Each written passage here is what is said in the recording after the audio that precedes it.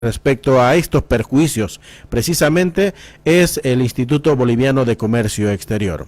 Estamos vía Zoom con el gerente general precisamente del IPSE, el licenciado Gary Rodríguez, a quien lo saludamos en esta mañana. Licenciado, ¿cómo está? Buen día, bienvenido al Deber Radio, gusto saludarlo. Muy buenos días, Hugo. Muchas gracias por la entrevista y un gran saludo a la audiencia de su programa. Bueno, esperamos todos de que finalmente se pueda solucionar este problema o este conflicto por el tramo carretero, porque de lo contrario los movilizados que han declarado un cuarto intermedio retomarían el bloqueo de carreteras. Esta situación se han hecho una serie de análisis, pero las conclusiones es que todo corte de ruta causa un perjuicio económico, licenciado. Definitivamente, Hugo, es lamentable la situación de conflictividad que está viviendo el país, pero además Santa Cruz como epicentro y el recurso del bloqueo como argumento para poder resolver las diferencias o avanzar hacia reivindicaciones que, justas o no, como bien dice usted, terminan dañando a la economía, no solamente al productor de bienes perecibles, por ejemplo en el caso de alimentos, sino también al exportador, al importador, al transportista, al prestador de servicios, al despachante, en fin, a los trabajadores, a los consumidores. Hemos tenido la triste experiencia de ese bloqueo de las dos carreteras a Cochabamba y solo en este caso, en términos de comercio exterior, Hugo, tenemos una afectación diaria cercana a los 10 millones de dólares por causa de que las exportaciones no pueden salir hacia el interior y por el interior para embarcarse en puertos del Pacífico, y por otra parte las importaciones que están viniendo hacia Santa Cruz tampoco pueden llegar. Entonces el daño es generalizado y la preocupación que tenemos como institución, por eso hemos hecho esta indagación de cuántos puntos de bloqueo hemos tenido en 8 meses, cuántos días hemos estado parados y el impacto sobre el comercio exterior en momentos en que lo que más necesita Bolivia es tranquilidad, paz social, previsibilidad para invertir más, para producir más, para exportar más sobre todo y que vengan dólares a nuestra economía para salir de esta situación de anormalidad que tenemos donde la oferta de dólares no es normal en el sistema. Bueno, y ahora precisamente hay un bloqueo en Hardeman, en la zona norte de nuestro departamento, exigiendo la instalación de un surtidor. Las medidas pueden aplicarse de otra manera para exigir a las autoridades, en este caso nos imaginamos el Ministerio de Hidrocarburos, ¿no? La ANH, para que puedan instalarse y que de esta manera se pueda solucionar una demanda, un problema de la zona. Sin embargo, cuando se corta una vía, una carretera, pues la afectación es cuantiosa. Ustedes hablaban precisamente de esta cuantificación. Santa Cruz de un tiempo a esta parte se ha convertido en el epicentro de estas medidas, los bloqueos de caminos, licenciado. Así es, Hugo. Hicimos a través de nuestra unidad de comunicación un recuento exhaustivo, una revisión de todo lo que ha sido el reporte de la prensa escrita, la prensa digital, pero además los reportes ciudadanos desde el lugar de los hechos, que algunas veces, sobre todo estando en provincias, no se recogen como noticia en algunos medios. Y lo que hemos visto con gran preocupación, debo decirlo, es que entre enero y agosto de este año, solamente en 8 meses hemos tenido 146 puntos de bloqueo y un total de 163 días de afectación, de anormalidad para el trabajo, para la exportación, importación, en fin. Y esto es algo que nos tiene que llamar a la preocupación. En función de eso, como usted bien decía, hay otras formas de resolver los conflictos. Bueno, nosotros como institución públicamente hicimos llegar 3 recomendaciones. La primera de todas, hay que evitar nuevos conflictos.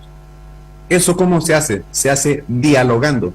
No hay otra forma. Segundo, si el conflicto se produce, hay que actuar rápidamente, porque si se va a tener que esperar a que el conflicto se desinfle, se desgaste, podemos correr el riesgo, como ocurre normalmente, es que más bien se radicalice y al final del día se termina cediendo, y esa es una pésima señal para la sociedad, porque se le está diciendo hay que bloquear y hay que ser duros en el bloqueo para conseguir lo que se está pretendiendo, sea un reclamo, sea una reivindicación, una demanda justa o no. Y tercero, hay que sancionar la consecuencia, el daño económico de vida o de otra naturaleza que se produzca a partir de los bloqueos. Para eso existen las normas, para eso existen las leyes, para eso existen las instituciones que cuando juramentan al cargo las personas, los funcionarios, los servidores públicos, las autoridades, ellos se comprometen ante la sociedad, ante el Estado y muchas veces ante Dios, porque juran así, cumplir y hacer cumplir las leyes. El pasar por alto esta altísima responsabilidad manda una señal perversa a la sociedad. ¿En qué sentido? Hay normas, hay leyes, pero si no se sanciona el daño que se ha hecho, los pollos que mueren, las vacas que se enflaquecen o el ganado bovino que termina pereciendo en los caminos, igualmente con los porcinos, los alimentos que se echan a perder, las exportaciones que no llegan a tiempo para el mercado o las importaciones, etcétera. Todos esos daños, al final del día, son costos que asume la sociedad y que, además del daño a la imagen internacional del país, es un daño que nos hacemos nosotros mandando una pésima promoción de una imagen de un país en conflicto, una imagen de un país inestable, que no sabe resolver sus diferencias o los conflictos a través del diálogo, sino por la razón de la fuerza, cuando lo normal en una sociedad civilizada debería ser resolver este tipo de situaciones o anticiparse a ellas por la fuerza de la razón. Claro. Y bueno, la anterior semana, y entiendo que van a retornar nuevamente delegaciones de Chile y de China, que están interesados en adquirir productos nacionales, esa intención o ese interés se puede truncar, se puede frenar, si no se garantizan, si no se ponen las condiciones para hacerles llegar lo que quieren comprarle a Bolivia. Efectivamente, Hugo, y pongámonos a pensar en lo siguiente. ¿Acaso son millones de personas las que bloquean? Sin embargo, son millones de personas las que se perjudican. Y se perjudica el país en su conjunto con esta mala imagen. Y bien, usted refiere este ejemplo. El sector privado invierte en sanidad, invierte en genética, invierte en tierras, invierte en las semillas, la producción, la sobreproducción, para poder, ¿qué? Exportar y a través de eso generar empleo, generar ingresos para el Estado boliviano, pero unos cuantos, eso hay que decirlo, unos cuantos que hacen uso y abuso del derecho a la protesta, pero yendo por encima de las leyes. Mire esas filas, hemos tenido más de 2.000 camiones parados cuando se dio la restricción de circulación hacia Cochabamba por las dos vías. ¿Qué de la gente que está ahí sufriendo la inclemencia del clima? Los solazos con temperaturas por encima de 40 grados, los transportistas sin poder asearse, en muchos casos comer, ni tomar o beber con normalidad, siendo atacados de noche por los moscos, los bichos, etcétera. No puede ser posible que unos pocos hagan daño a millones de personas a su. Simplemente cumplir la normativa, cumplir lo que establece la Constitución, y con eso se resuelve gran parte de los problemas, ¿no? Cuando hay una demanda, una atención oportuna, como bien lo reflejaba usted. Licenciado, gracias por estos minutos, y algo para concluir. El IPSE, al igual que otras instituciones ligadas al tema agropecuario, han insistido bastante con la aplicación de biotecnología. Finalmente, y estuvimos hace rato conversando con el vicepresidente de ANAPO, decía, finalmente se están discutiendo la incorporación de nuevos eventos. ¿Cuán importante es esto para el agro, para la economía? Mire, Hugo, voy a poner un ejemplo.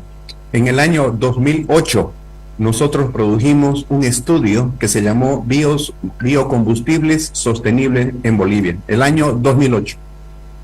La ley para aprobar la producción de biodiesel, de bioetanol como aditivos vegetales se aprobó en el 2018. Miren la situación que está hoy día el país. La pregunta es, ¿cuánto perdimos? ¿Cuánto tiempo? Pero además económicamente, ¿cuánto resignamos? ¿Cuántas divisas salieron en el país por la importación de diésel y gasolina. Cuando las cosas no se hacen a tiempo, hay costos que se deben asumir. Lo propio está pasando en lo que respecta a la biotecnología.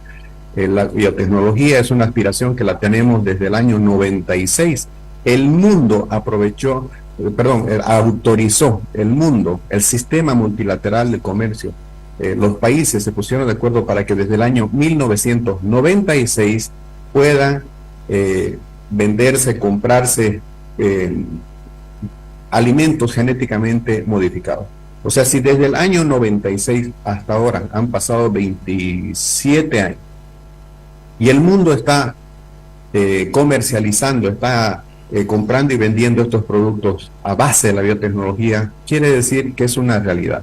Y bueno, saludamos, felicitamos que este diálogo se esté produciendo finalmente para el uso pleno de la biotecnología en nuestro país, porque eso, ¿qué va a significar? 3 cosas. Primero, tener alimentos de igual o mejor calidad que los alimentos producidos convencionalmente. Segundo, vamos a tener producciones que van a ser más amigables con el medio ambiente.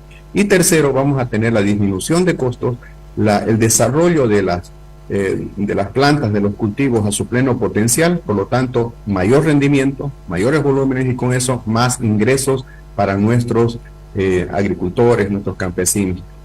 Si alguien no entiende esto, pues la verdad no sabemos qué decir. Lo venimos repitiendo, reitero, hace más de 25 años atrás, que la biotecnología no solamente es buena en Bolivia para consagrar nuestra soberanía alimentaria, sino para convertirnos en un verdadero granero en Sudamérica y un gran país agroexportador. Así que enhorabuena, ojalá se abrevien los plazos, se recupere el tiempo perdido y avancemos lo más rápidamente posible con la autorización de nuevos eventos, en este caso para soya, y de eventos que hasta hoy día no están autorizados para el caso del maíz, para el caso de el algodón, y por supuesto que podemos también entrar en otros ámbitos como puede ser el del trigo o el de la caña de azúcar, frijol, etcétera.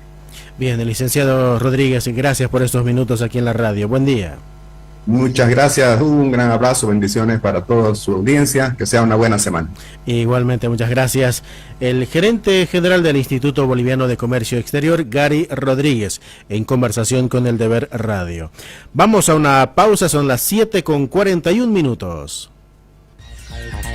Pausa y regresa toda la información. Noticiero El Deber Radio. Grupo El Deber. Toyosa presenta